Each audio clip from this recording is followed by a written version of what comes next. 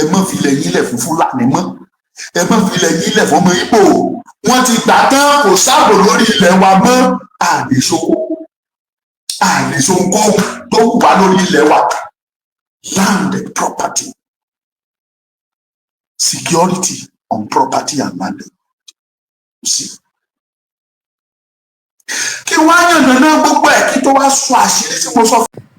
Yorùbá ẹ lè jẹ́ ká rántí ọ̀la, ká rántí àwọn ọmọ wa lọ́la. Ẹ̀yin àgbààgbà ilẹ̀ Yorùbá, ẹ rántí àwọn ọmọ tẹ́ máa filẹ̀, ẹ rántí àwọn ọmọ tó máa jogún ilẹ̀ wa.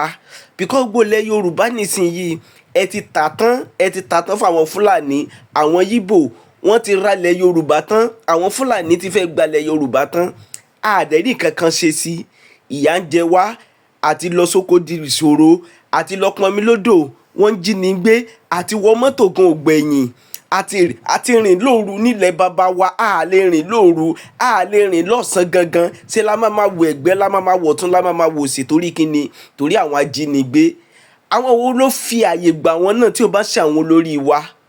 Ìjọba tá a ní, ìjọba kan máa secure iṣu ẹ̀gẹ́, kan máa lọ kó fáwọn èèyàn. Wọn à ní ìjọba kankan Nàìjíríà, a ní ìjọba kankan lórílẹ̀ Yorùbá. Àwa gangan ni ká ṣèjọba ara wa, àwa gangan ni ká secure ọlẹ̀ wa, ká secure ọ̀rá wa. Ẹ wo nǹkan tí bàbá olóyè Sunday Igboho ń jà fún, pé ká lè dá wà, ká lè gba Odùduwà, kọ́kàn wa ká lè ní ìfọ̀kànbalẹ̀. Ẹ gbọ́ nǹkan tí Ọmọlúkà sọ nínú fídíò yìí. Security lórí oúnjẹ, àtọmọdé àtàgbà àtọkùnrin àtobìnrin, gbogbo ẹ̀yin tẹ́ ń wò mí lọ́wọ́lọ́wọ́, gbogbo yín pátápátá lẹ mọ̀. Màámi Ewétúgà, God bless you màmá abiyamọ tòótọ́, ẹ káàbọ̀ sórí ètò. Gbogbo yín pátá lẹ mọ̀ wípé kò sí ààbò lórí oúnjẹ nílẹ̀ Yorùbá. Mo sọ̀rọ̀ lánàá nínú prógráàmù tí mo ṣe, mo ní ọ̀pọ̀lọpọ̀ nínú àwọn tá à ń jẹ sẹ́nu ló jẹ́ pé ikú ni, and that is fact. I am not, mi ò exaggerate, fact ni, òtítọ́ ni. Àwọn tá à ń jẹ sẹ́nu wa ikú ni. Náà tẹ́ ẹ bá wo ọ̀nà tá a fi ń jẹun nílẹ̀ Yorùbá wa lénìí nílẹ̀ Káàárọ̀ Oòjíire, ẹ rí wípé àwọn ẹ̀yà kan ni wọ́n ń bọ́ wa o. Ẹ má jà parọ́ tanra wa, wọ́n ń bọ́ wa ni o.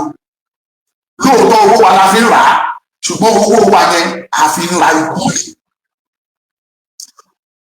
Gbogbo yín lẹ mọ̀ láyé àtijọ́, kí má tẹ̀sán láyé àtijọ́, nígbà táwọn àmọ̀ sì wà lọ́mọ kéékèèké, in the early 80s, táwa sì kéré, tá a sì ń lọ, táwa ní primary. Kíní kan ni mo mọ̀ ni wípé àwọn èèyàn ò kì í dédé ṣẹ́kù. That is number one. Number two, oríṣiríṣi àìsàn ò sí níta. Ẹ lè dédé gbọ́ àìsàn báyìí kò kọ́mọ̀, torí pé kí ni? À ń jẹ oúnjẹ tó jẹ́ pé ó wà highly organic, oúnjẹ tó jọjú, tí ò ní kẹ́míkà nínú, tí wọn ò dẹ̀ fi kẹ́míkà preserve ẹ̀, òun là ń jẹ, tí ò kọ́ sí ẹni damage sínú ara wa. I remember, even though tèmi ò bá ń ṣọmọ àgbẹ̀, tí ìyá mi jẹ́ tíṣà, tí bàbá mi jẹ́ òṣìṣẹ́ ìjọba tó jẹ́ sójà, aláwọn bàbá mi àgbẹ̀ ni. Ọ̀pọ̀lọpọ̀ àwọn ẹ̀gbọ́n ìyá wa, àbúrò bàbá wa lóríṣiríṣi, gbogbo wọn tó ń jẹ́ àgbẹ̀, wọ́n wà dáadáa, bá dẹ̀ máa ń tẹ̀lé wọn lọ sóko tàbá gbọ̀lúdé. Nínú bẹ̀, àwọn nǹkan tá à ń jẹ raw foods ní gbogbo àkókò tí mò ń sọ yìí, àgbọ̀ rí pé wọ́n ra tòmátò wá látòkè àti odò Ọya, òkè Ọya, mi ò gbọ́ rí pé wọ́n kó tòmátò wá láti ilẹ̀ Haúsá, wọ́n kó ata wá láti ilẹ̀ Haúsá, kó àlùbọ́sà wá láti ilẹ̀ Haúsá, kó ẹ̀wà wá láti ilẹ̀, mi ò gbọ́ rí. Kó iṣu wá láti ilẹ̀ Haúsá, mi ò gbọ́ rí. Torí pé kí ni? Àwọn bàbá wa wọ̀nyí wọ́n á gbé ẹ̀wà, á ká ẹ̀wà yẹn fresh, wọ́n á gé, wọ́n kí ní igi èpo ẹ̀, wọ́n á gé, wọ́n á sè é, wọ́n á ká ata fresh ata lórí igi ẹ̀, wọ́n á ká, wọ́n á kódà sínú ẹ̀, wọ́n á ṣe wọ́n á fi iyọ̀ sí wọ́n á rọ̀ ọ́ pẹ̀lú epo tó fresh á máa jẹ́ bí ilé inú ẹ̀ á máa dùn pé yes wà á tì wàá jẹ sèse ẹ̀wà sèse òtílé wàá jẹ fresh. Ìgbà tó bá jẹ́ iṣu lábẹ́ jẹ wọ́n á yin iṣu nínú owó wọ́n á fresh ìgbà wọ́n á ká wọ́n á tẹ ìgbà yẹn wọn ò ní fẹ́ gbósí wọn ò ní fẹ́ ní tì í sí wọ́n á tẹ ìgbà àti ata wọ́n á tẹ papọ̀ sínú abọ́ ẹ̀ máa fi iṣu ẹ̀ máa fi jẹ. Láyé òde òní àwọn nutritionist wọ́n mọ̀ nípa oúnjẹ wọn máa sọ fún yín wípé àwọn kinní wọ̀nyí ó ní tó lóyìnbó pé ní glycemic index ó ní bó ṣe rí nínú ẹ̀ ó dẹ̀ ní nutritional value tó ń fún ara wa tó mú kí inú ara wa ń dùn tó mú kí ayọ̀ kún ara òun ká fi lè dàgbà tí àìsàn òfin ráyè nínú àgọ́ ara wa. Mo ti sọ̀rọ̀ kan fún yín rí mo ní ọ̀rọ̀ bàbá Awólọ́wọ̀ lèmi tẹ̀lé know something about everything and know everything about something. Bọ́ọ̀rọ̀ tèmi ṣe rí tìyẹn I know everything about some things and I know some things about everything. When we are talking of health mo mọ something nípa ẹ̀ not everything but mo mọ something about health and that is why I'm telling you this. Oúnjẹ tó ní lárí là ń jẹ ọ̀dùnkún tá à ń jẹ tí wọ́n kó wá fún wa lókè òkun wọ́n gbé sẹ́yìn ìkùlé wa tá a lọ wú ọ̀dùnkún potato sweet potato a ṣe àjẹ káwọn màmá wa yẹn bá ń ṣe ẹyìn nínú oko wọ́n á lọ bá wa wú iṣu wá wọ́n á gé iṣu wọ́n á fọ̀ wọ́n á jù sínú ẹyìn tí wọ́n ń sè á jiná àwọn epo á jẹ fresh. Ṣùgbọ́n lóde òní ńkọ́ iṣu tí wọ́n ń kó wá fún wa tá a rà jẹ iṣu tí wọ́n ti preserve for a year or 2 or 3 years tí wọ́n ti fi chemical preserve òun là ń jẹ. Ẹ̀wà tá à ń ká nínú oko wa tá à ń jẹ lóde òní àwọn aráàlú ló kó wá fún wa ẹ̀wà tí wọ́n ti fi sniper and different kinds of chemicals tí wọ́n ti fi preserve ẹ̀ for 2, 3, 4 years kan tó ṣe kó síta máa tà fún wa òun là ń jẹ.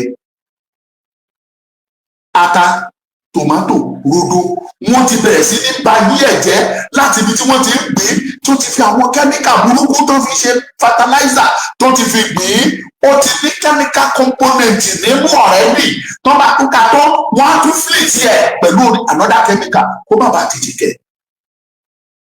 Pápẹ́ kó wá fún wa àtúnjẹ. Ìdí nìyẹn jẹ́ ṣe ní different kinds of disease. Àwọn àìsàn tí ò yẹ kó tí ò tiẹ̀ ṣe é gbọ́ ẹ máa gbọ́ ọmọ 40 kú ọmọ 42 ọmọ 43 wọ́n ló ní cancer wọ́n ló ní kidney problem wọ́n ló ní liver disease wọ́n ló ní triplomachromosis oríṣiríṣi orúkọ tá àti ẹ̀gbọ́n rí happening to us ní ilẹ̀ wa nítorí àwọn àjèjì oúnjẹ tó wọnú ara wa because of lack of food security kò sí ààbò tó péye lórí oúnjẹ. Ebi ìfúnra yẹn rí àwọn ọmọ mọ́là fúrúùtù tí wọ́n ń tà fún wa lásán èso tó ń tà bàtà wà fúnra wa ò lè produce èso mọ́ èso táwọn tó wá ń tà fún wa. Rí fídíò wọn lójú wa wọn á kó sínú omi inú gọ́tà wọn dẹ̀ máa fọ́ nínú omi gọ́tà wọn gbé jáde wọn á máa là á wọn wá já pure water ẹnu tí wọn ò fọ̀ for years wọn á fi já pure water wọn á tún tu sórí ẹ̀ wọn á dẹ̀ là wọn á tà àtúrà àtúnjẹ. Báwo ló ṣe ẹlòmí àlóhùn ti treat infection ti treat àlóhùn gbọ́ bó ṣe jẹ́ báwo ló ṣe ní ní ìtàpẹ̀ ní infections wọ̀nyí kì í ṣe nǹkan tó jẹ́ pé kí o lè fojú rí kò síbi tí o lè gbà wọlé ó lè gba ojú ẹ wọlé ó lè gba ihò imú ẹ ó lè gba imú ẹ ó lè gba etí ẹ ó lè gba ìdodo ó lè gba ihò ìdí ó lè gba tójú ara ó lè gba kára ọkùnrin anywhere kódà some infections can go to your skin. Àwọn infections kan wà bacteria or infections tó jẹ́ pé wọ́n lè gba àwọ̀ ara ẹ wọ inú ara ẹ lọ tí wọ́n á dẹ̀ máa ṣe ara ẹ lọ́ṣẹ̀ wọ́n á máa bá gbogbo nǹkan tó ní àǹfààní nínú àgọ́ ara ẹ wọ́n á máa bàjẹ́ torí nǹkan tí àdúgbèsè ni wà tá à ń jẹ. nítorí pé kò sí security lórí oúnjẹ. This is obvious. Tó hàn kedere sí gbogbo àgbáláyé ni wípé ní ilẹ̀ Yorùbá o táwọn ará Yorùbá fún wa lóúnjẹ o a lè jẹun o. Kí nìdí tó wá fi rí bẹ́ẹ̀? Mo sọ fún yín, mo ní mo fẹ́ tú àṣírí kan fún yín tí àwọn ìtàn fún mi, mo ń bọ̀ níbẹ̀. Mo sì ń sọ̀rọ̀ nípa security. Ọjọ́ kan ní mo jòkó, mo bẹ̀rẹ̀ sí mo mú báírò mi àti ìwé, mo wá ń kọ oríṣiríṣi àwọn oúnjẹ ká ní. Mo kọ oúnjẹ lọ rẹpẹtẹ ní ilẹ̀ Yorùbá, oríṣiríṣi oúnjẹ. Kókò, eléyìí tó ń pè ní kókò, àwọn kan ń pè ní lambóòsì. Nígbà táwa wà kékeré, kókò ó pé méjì, kókò funfun wà, kókò lambó wà. Kókò eléyìí tó máa ń pupa yẹrẹsúrẹsú yẹn òun náà ń pè ní kókò lambó lọ́dọ̀ wa. Eléyìí tó funfun yẹn òun náà ń pè ní kókò funfun. Nígbà táwa kékeré, ẹ lọ nísìnyí ẹ bèrè lọ́wọ́ àwọn nutritionist mọ̀ nípa náà pè ní kókò yìí. Ẹ lọ bèrè iṣẹ́ tí wọ́n ń ṣe nínú ara. A ṣe kókò yẹn, wà á mú dání báyìí, wà á bọ́, wà á ṣe bọ́, a kàn bó sí ẹ lọ́wọ́ ní ilé funfun yẹn tàbí ní lambó yẹn. Tó bá yí báyà ó máa bó tán ni. Wà á fi kó ògé epo tó ti dì sí tó lẹ́yìn, wà á fi kó, wà á jù sẹ́nu wa. Inú àmọ́ dùn ní ikùn pé yes ó jẹun. Ìṣòjẹ tí wàá jẹ tán tó ò nílé rìn, wàá wá wí lára àwọn oúnjẹ tá a jẹ sí tó bá jẹun tó mélòó ṣé bóyá èmi nìkan mo dé ẹni mo ń fìlì bẹ́ẹ̀. Ọ̀pọ̀lọpọ̀ nínú wa là ń rìn ẹ̀ẹ̀kan lè sọ síta nítorí mi ń pa sórí afẹ́fẹ́ mo ṣe lè sọ ilé yìí. Ẹ jẹun tó bí ilé ẹ̀kan discover pé kan weak àti dìde dúró àdógún. No, òtítọ́ kò ní ká má sọ òun. Nǹkan bàjẹ́ lọ àwa láàfúrá. That is security of food. Gbogbo àgbáńlá ayé ló mọ̀. Kí n má sọ pé àgbáńlá ayé, gbogbo ìran ọmọ kóòbù òjìrì ọmọ Yorùbá, gbogbo wa pátápátá la mọ̀ wípé kò sí ààbò tó tọ́ lórí oúnjẹ. Níbi tí mo ṣe ìwádìí dé, tẹ́ ẹ̀ bá mọ̀ ẹ lọ́mọ lẹ́nu. Àwọn fúnra aráabí wọ́n wá sílẹ̀ Yorùbá, wọ́n wá ra ọsàn wa, ọsàn àwa la lọ́sàn, wọ́n wá rà, wọ́n kó lọ sọ́dọ̀ wọn, wọ́n spray ẹ̀, wọ́n tún fi mọ́tò kó padà wá tà fún wa bí. Àwọn aráabí àwa sílẹ̀ wa ń bí, wọ́n wá ra epo wa, wọ́n kó lọ sọ́dọ̀ wọn lọ́run, wọ́n preserve ẹ̀rù tí tó bá wù wọ́n, wọ́n tún dá padà wá tà fún wa bí. Mo ṣe ìwádìí mi débẹ̀ ni o. Ọjọ́ tí mo lọ sí Ìdànrè níjọ́ kan, ọjà ńlá kan wà ní Ìdànrè níjọ́, aládé Ìdànrè ọjà ńlá kan wà ńbẹ̀.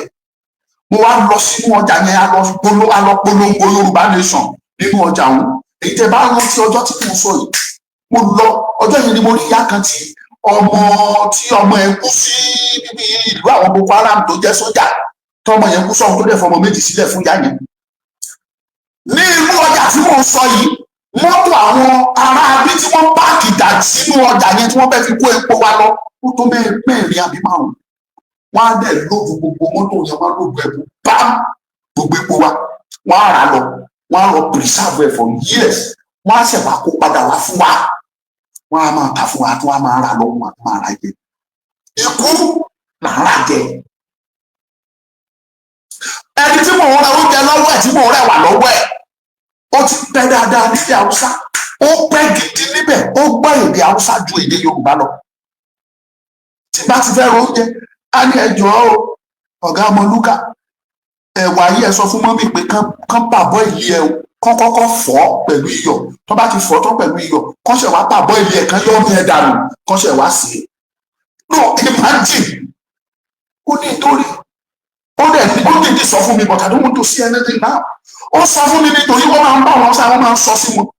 Àwọn Haúsá ẹgbẹ́ àwọn Haúsá tó wá ń ta ọjà fún òun, torí òun bá Haúsá máa ń sọ sí wọn dáadáa, tán jọ ń sọ síra.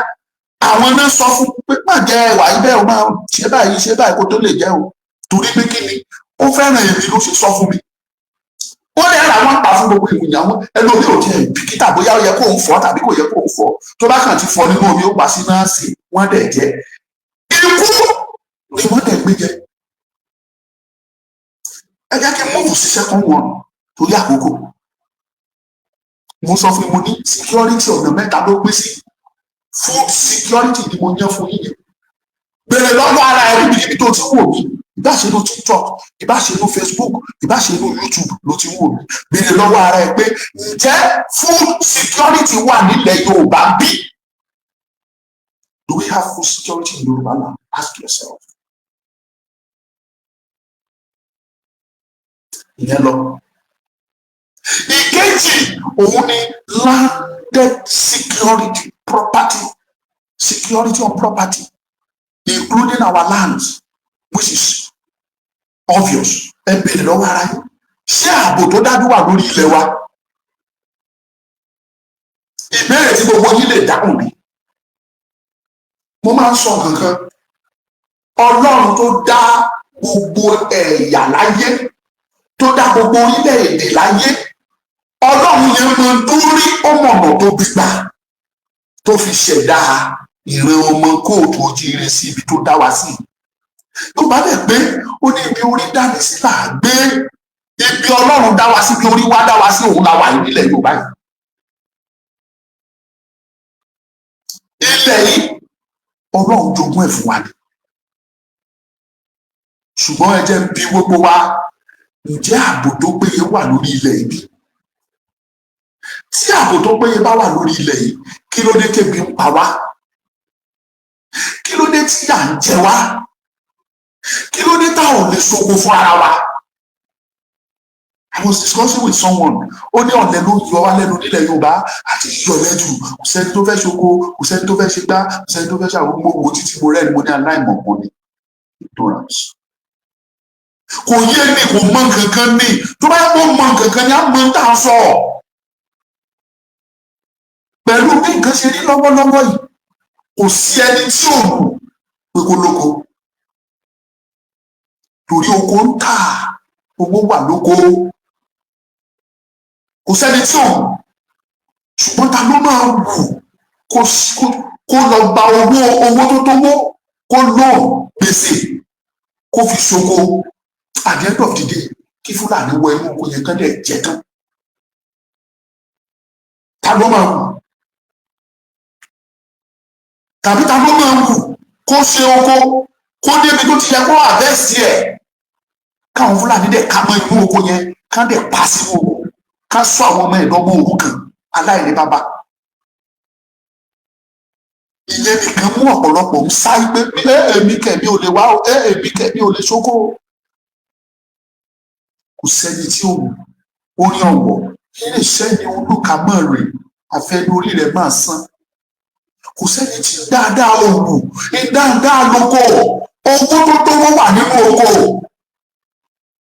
ìfọ̀kànbalẹ̀ wà nínú oko àgbẹ̀ lọ́ba tẹ́lẹ̀ ní sáwọ́ lọ́fùnà torí wọ́n ti gba agbára lọ́wọ́ àwọn àgbẹ̀ no security. ìtàwọn àgbọ̀ àwọn foreign countries western world Canada America Brazil àwọn Caribbean countries Argentina European àtàwọn other countries like that tí wọ́n bá ń ṣe oko nínú oko wọn proper security tó jiná dérú wà nínú oko wọn tí ejò bá wọ́ kọjá kámẹ́rà wà tó máa rí. tí n bá parọ́ èyí tẹ́ wà lọ́rùn ẹ sọ fún mi ṣé mo pé mi ò débẹ̀ rí wọ́n sọ fún mi ní with findings. ẹ kọjá de pé Ọmọlúkà òfin lè parọ́. àwọn tó ń ṣoko ní inú oko tí wọ́n ń ṣe yẹn kámẹ́rà tó jiná ó sọ̀rọ̀ kì í ṣe àwọn ló ṣe ìjọba ló ṣe gbogbo ẹ̀ o. lójú títì kámẹ́rà everywhere o kàn lè misbehave wọn á mú ẹ o kàn lè ṣìwà wọn á ká ẹ.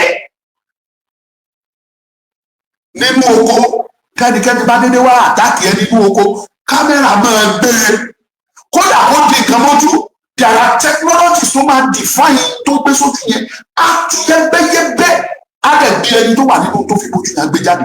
Technology ló jẹ́ bẹ́ẹ̀, technology à. Fáàtì lẹ́gbọ́n yẹn kó di nǹkan mọ́ ojú kó fi nǹkan bójú kó fi bójú kí eléyìí.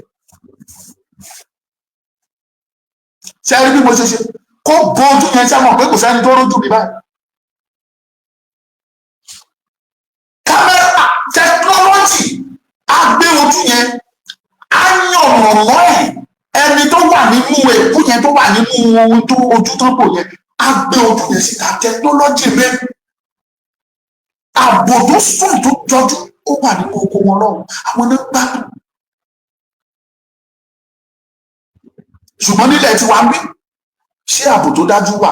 Ẹ béèrè lọ́wọ́ ara yín ẹ̀yin ọmọ kóòtù òjìrì ẹ̀yin ọmọ Yorùbá tòótọ́. Ask yourself.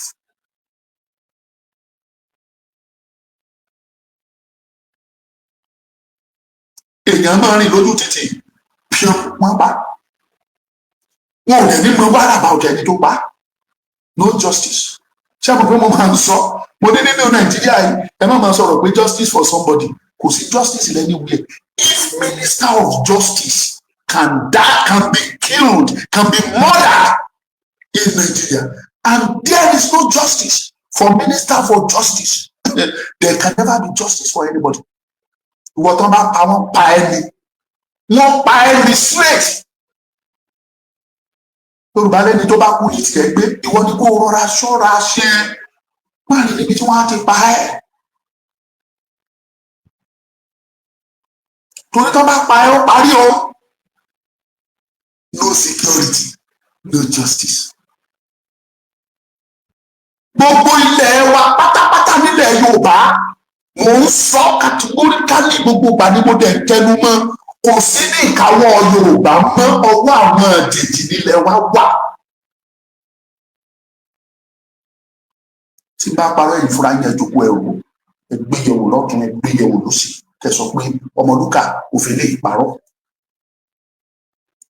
Our land is Yorùbá land àtilẹ̀ tá a fi ń ṣoko àtàwọn rìsáàfù wa tínú wa ń dùn bá ní rìsáàfù àti ti ìgboro gan tínú wa ń dùn táwọn bàbá wa bá wa develop gbogbo ẹ̀ pátápátá ọwọ́ àjèjì ló wà.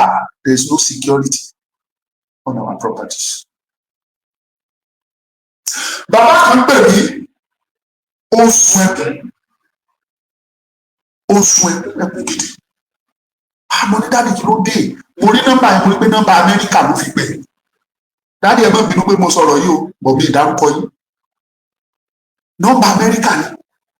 Ó sọ pé mo dáàdì kí ló ṣẹlẹ̀ ẹ bá mi sọ̀rọ̀. Ọlọ́mọlúkà ó náà máa fẹ́ fìyà jẹ òun mo níta ló fẹ́ fìyà jẹ ní ṣé l'Amẹ́ríkà ni àbí ní Nàìjíríà àbí gbò. Ó ní Nàìjíríà ni ó ní ní Ìbàdàn ó ní yẹn. Kí ló ṣẹlẹ̀? Ó ní òun ra ilẹ̀ I think it's 12 plot náà pé ó lóun ra ilẹ̀ yẹn sí Ìbàdàn ó ló dẹ̀ ti ṣe ilé tóun ti rà á ó ní gbogbo ìwé ẹ̀dẹ̀ wà lọ́wọ́ òun ó ní ṣùgbọ́n ẹni tó ń rán pé kó tún lọ bá àwọn wo because òun máa ń rán yàn lọ bẹ̀ every year kan lọ bá àwọn ìwo ibẹ̀ ó ní bàtà máa tó máa rán yàn lọ lóò discover pé wọ́n ti ta ilẹ̀ yẹn fún ọmọ Ìgbò wọ́n ti ta ilẹ̀ yẹn fún ọmọ Ìgbò. Ó ní òun ti sá òun ti rìnrìn pé wọ́n ti fọwọ́ lágbá òun lójú o wọ́n ti ṣe gbá wọ́n ti ṣàwo kí n jọ kí báwọn bẹ olóyè bóyá ó lè ràn òun lọ́wọ́ kán torí Ọlọ́run kán má jẹ́ kí ìyà jẹ òun gbé kíní kan kí ni mo fẹ́ mú jáde ẹ̀yìn èèyàn mi. There is no security lórí ilẹ̀ wa àti ilẹ̀ tẹ́yìn pẹ́lẹ́ kó jẹ́lẹ̀ yín nígboro àtẹ̀yí tó wà nínú igbó àti forest àti reserve àti gbogbo ẹ̀ kò sí security bẹ́ẹ̀. Eléyìí tó àwọn Fúlàní ti gbà wọ́n ti gbà á èyí tó ọmọ Ìgbò jòkólé wọ́n ti jòkólé wọ́n ti gbọ̀nà ìlú ọ̀nà èké wọ́n ti gbà á wọ́n ti gbà á tí ò dẹ̀ sí tẹ́ ẹ fẹ́ ṣe tí ò sí tẹ́ ẹ lè ṣe tó o bá nílẹ̀ tí wọ́n bá ta fọmọ Ìgbò tọmọ Ìgbò bá sanwó kò gbọ́ á ṣèwé ẹ̀ á pé tó máa púfù gbóhùn ló nílẹ̀ kò sí tó fẹ́ ṣe lé lórí. wọ́n máa tí mo fi tẹnu mọ́ fẹ́ yẹ èèyàn mi tẹnu mi bá wá bá ti bá pariwo yìí á rò pé torí tí mo fẹ́ jẹ mi òótọ́ lè jẹ́ pé mo fẹ́ jẹun níbẹ̀ orí ibi tí mo ti ń ṣiṣẹ́ iṣẹ́ tí mo ń ṣe ibi tí ọba dẹ̀ ti ń ṣe ló ti ń jẹ ṣùgbọ́n mo fẹ́ kò sí ipò tó lè pè mí kó fẹ́ ra lẹ̀ kí n kà fún kò jọ́ mi nípa àrẹ́jì ilẹ̀ yẹn nílẹ̀ Yorùbá kò ní jọ́sà ṣùgbọ́n mo wá bí ó sẹ́yìn èèyàn mi ẹ̀yìn tẹ́ dúdúrówó ọmọ Yorùbá mo ṣe ń pè ẹ̀yìn kẹ́ ẹ wá máa ra lẹ́yìn fúnra yín ó sọ fún bàbá yẹn mo ní ẹ fọkàn yín balẹ̀ tí ìwé yín tó bá wà documented tó dẹ̀ jẹ́ níhùn mo ní ẹ̀yìn lẹ́ni lẹ́yìn ọmọ Ìgbò tó padà lọ rà á mo ló tanra ẹ̀jẹ̀ ni déètì ló máa clear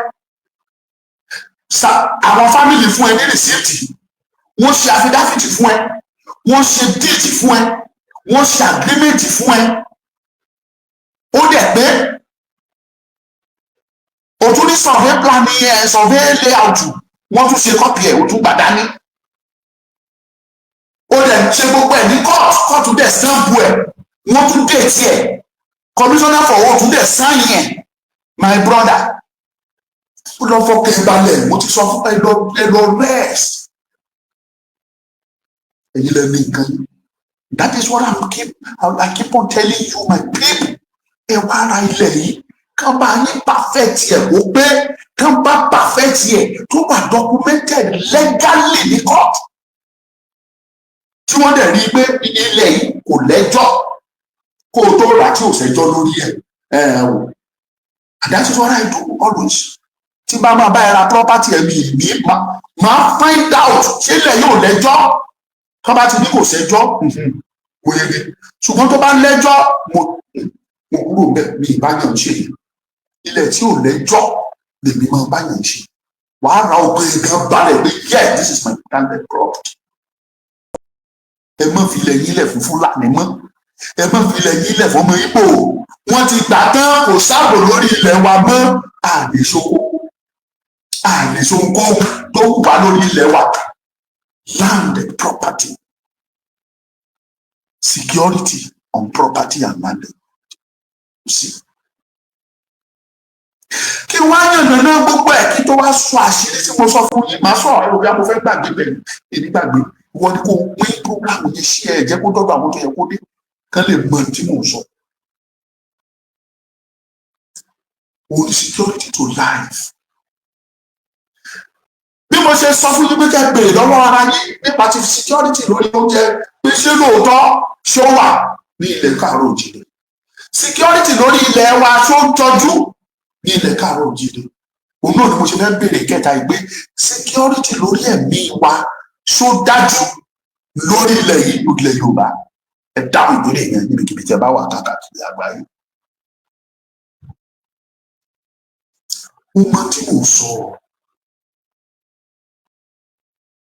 talking of security on life. Gbogbo wa pátápátá la mọ̀ pé inú fu àyàfu ni gbogbo wa wà nílẹ̀ Yorùbá lẹ́nu. Torí pé ní ojoojúmọ́ là ń gbọ́ pé lágbájá wọ́n pa lágbájá. Mo jẹ́ gbọ́ pé wọ́n náà pa DPO kan lóńdó. Odidi DPO, Divisional Police Officer, head of a police station.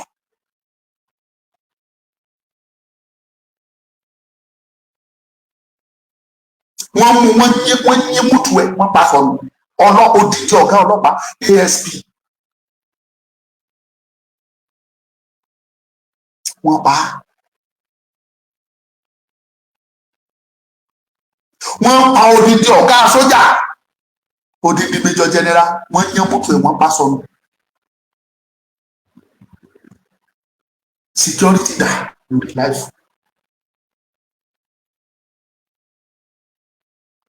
Wọ́n lọ ní oko wọ́n kà máa inú oko wọ́n yẹ mútu ẹ̀ wọ́n pa sọ̀rọ̀ nínú oko.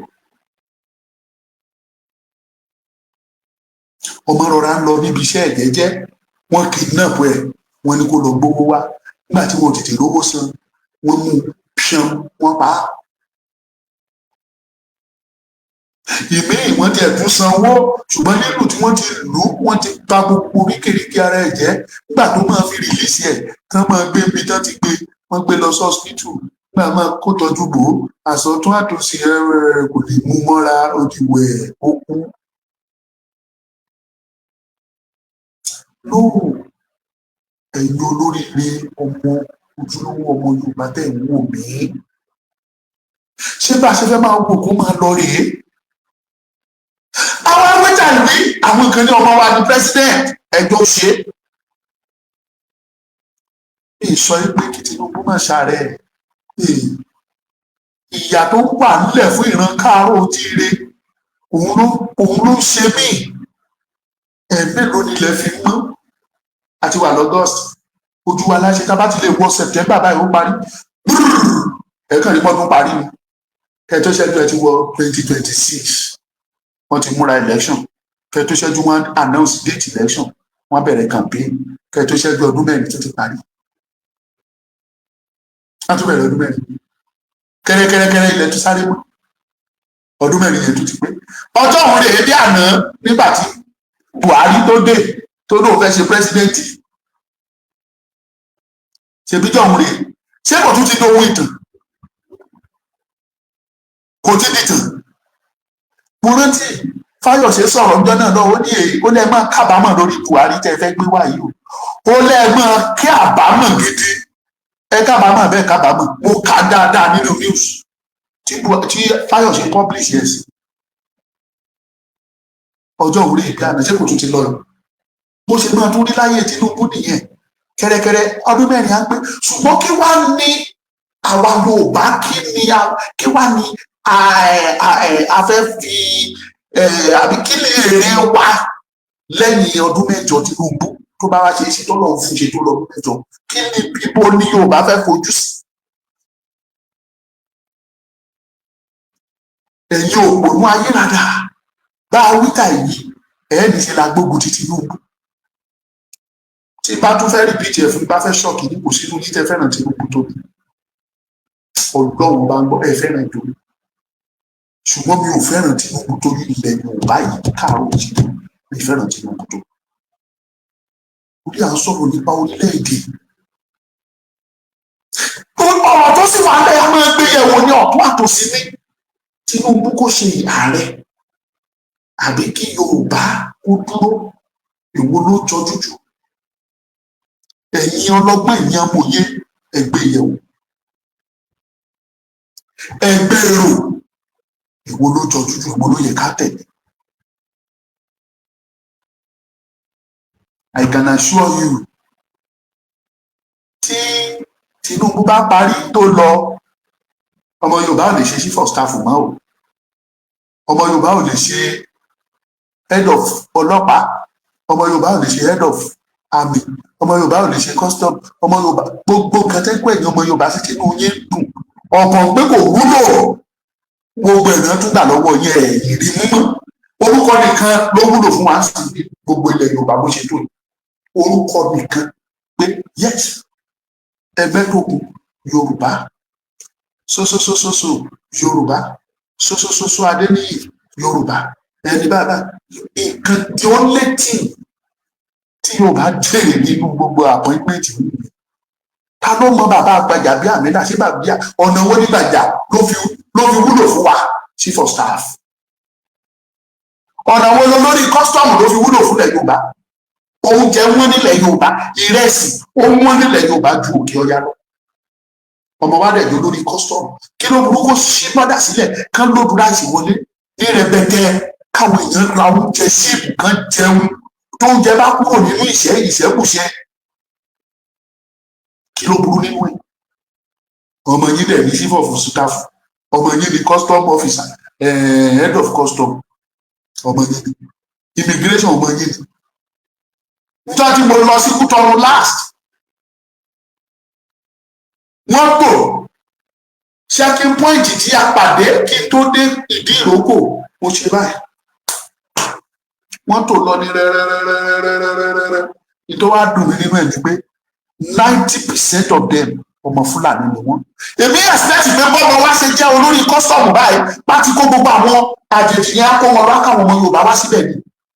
Ẹ gbà ẹ lọ sọ́nà Sẹ̀mẹ̀ ẹ lọ gba ti Sẹ̀mẹ̀ ní Badagry kọjá sí Sẹ̀mẹ̀ ẹ lọ wọ gbogbo àwọn tó wà ní pọ́ìntì yẹn àtàwọn tó wà ní road safety o àtàwọn immigration o àtàwọn army o àtọlọ́pàá o àti custom ẹ lọ wọ gbogbo wọn ẹ rí i pé tó pọ̀ jù nínú wọn àwọn àlejò ará òkè ọya ló pọ̀ jù níbẹ̀. Ẹ lọ sí ti ìrókò náà the same thing kí wá ní àlámọ̀rí pé ọmọ Yorùbá ló wà ní gbogbo ipò yẹn tí wọn ò lè kó gbogbo wọn dànù kán kó wọn kúrò kán kó àwọn ọmọ Yorùbá ẹgbẹ́ wa wá ọmọ Yorùbá tó wá sọ Yorùbá sí ni tèmi náà sọ Yorùbá sí tó dẹ̀ sì fẹ́ máa ṣe oríkórí àjọ ọmọ bá ṣe máa kojú ara wa bá ṣe máa jọ sọ̀rọ̀ síra wa. Wọ́n ní Yorùbá ò kí ń ran ara wọn lọ́wọ́ mi sọ pé wọ́n parọ́ wọn ò rí rọ́pa ṣùgbọ́n Yorùbá tó jẹ́ òun tó wà ní ibẹ̀ tèmi dẹ̀ ra rẹ̀ sì tí mò ń pè bọ̀ bóyá mo fẹ́ fi ṣòwò tàbí mo fẹ́ lọ jẹ́ tó wá pàdé mi tó fẹ́ máa challenge mi tó bá jẹ́ ọmọ Yorùbá tó rí ẹ̀ pé ní òní kó tẹ̀ ní challenge rẹ̀ torí lókè ọya wọn kó rẹ̀ sí wọlé wọn kó gbogbo nǹkan wọlé níbẹ̀ ebi ò pa àwọn ìyàwó jẹ́ wọ́n máa ń jẹ́ àwọn dẹ̀ free níbẹ̀ wọ́n gbé ráìsì wọ́n ṣe gbogbo ẹ̀ ṣùgbọ́n àwa ò lè ṣe níbi gbé ráìsì níbi wọ́n á kó màlúù bọ̀bẹ̀ màlúù á jẹ gbogbo ráìsì yẹn tán ṣẹ́wọ̀n pé tí ráìsì máa ń wù jáde ó máa ń dàbí ewé táwọn màlúù máa ń jẹ ni gbé ráìsì níbi tí wọ́n bá ní jẹ. ó mọ tí mò ń sọ paríparí ọ̀rọ̀ mi kí wá sọ àṣírí yẹn fún yín. pẹ̀lú wa màá sọ màá sọ.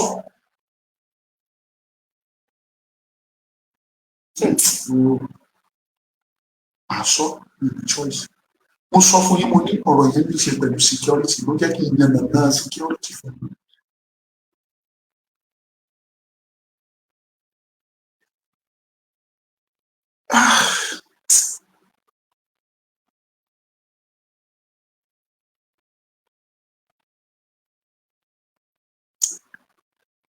Ọ̀nà wo ni mo lè fi ju ọ̀rọ̀ yìí síta o táwọn tó yẹ kó mọ̀ máa mọ̀ ok jẹ́ kí n pè bí eléyìí ẹ̀yin tẹ́ ẹ bá jẹ́ retired security personnel tẹ́jọ́ ọmọ Yorùbá tẹ́ ti retire ó lè jẹ́ sójà ó lè jẹ́ navy ó lè jẹ́ air force ó lè jẹ́ army ó lè jẹ́ ọlọ́pàá ó lè jẹ́ custom tẹ́ ẹ ti retire tí ó dẹ̀ ń wù yín láti contribute sí bí Yorùbá ṣe máa bọ́ nínú ìgbèkùn nínú oko ẹrú ṣùgbọ́n tẹ́ ẹ mọ̀ bẹ́ẹ̀ ṣe fẹ́ ṣe ẹ kàn sí mi. ọ̀nà kan ti yọ ọ̀nà kan ti ṣí sílẹ̀ àbẹ́ ẹ̀gbọ́n kan tí mo sọ ọ̀nà kan ti ṣí sílẹ̀ ṣùgbọ́n mo tún rò ó mi ìfẹ́ fọ́ ọ̀rọ̀ yẹn mọ́lẹ̀ ẹ má rò pé ṣe ni mo fi ṣe kà mi ìfẹ́ wú o mọ́lẹ̀ bẹ́ẹ̀ yẹn ó ní í ṣe pẹ̀lú security kò kì í ṣe pé burú náà ti bá sọ ṣùgbọ́n mo tún rò ó ọ̀nà tí mo fi lè gbé jáde fún yín ni mo ṣe tí bá ní kí n ṣe voice note kí n jù sínú àwọn groups á bọ́ sọ́wọ́ àwọn ọ̀tá dìsẹ́mù náà ni ṣùgbọ́n bí mo ṣe sọ yìí ẹ jẹ́ ká ṣe bẹ́ẹ̀ ẹni tó bá pè mí tó mẹ́sẹ̀jì mi gbóhùn jẹ́ ọmọ Yorùbá òun dẹ̀ jẹ́ rìtáyà sosososo á ṣèwádìí dáadáa láti mọ̀ bóyá òótọ́ ni kí n tó kọ̀nẹ́ẹ̀tì ẹ̀mọ́ ẹni tí mo fẹ́ kọ̀nẹ́ẹ̀tì ẹ̀mọ́ bó ṣe rí gangan ni mo sọ fún yín kí n tó kọ̀nẹ́ẹ̀tì ẹ̀mọ́ ẹ̀mọ́ ẹni tó jẹ́ ojúlówó tí mo sọ fún yín yìí mo bá fọkànbalẹ̀ ọ̀rọ̀ wa ti dayọ̀ ó kàn rí bẹ́ẹ̀ ló sọ ọmọ olóògùn bẹ́ẹ̀ ni a máa borí ìṣòro yìí dandan ni a máa jáde Ọlọ́run ti fi ọ̀dọ̀ ẹ̀ hàn wá mo sọ fúnra Ọlọ́run Olódùmarè òní kó lọ máa fọwọ́ tó àyà gbogbo àwọn ọmọ Yorùbá káàkiri àgbáńlá yìí tó yẹ kí wọ́n dá sọ̀rọ̀ yìí kó lọ máa fọwọ́ tọ́ wọn ní àyà wọ́n ti ń ṣetán o.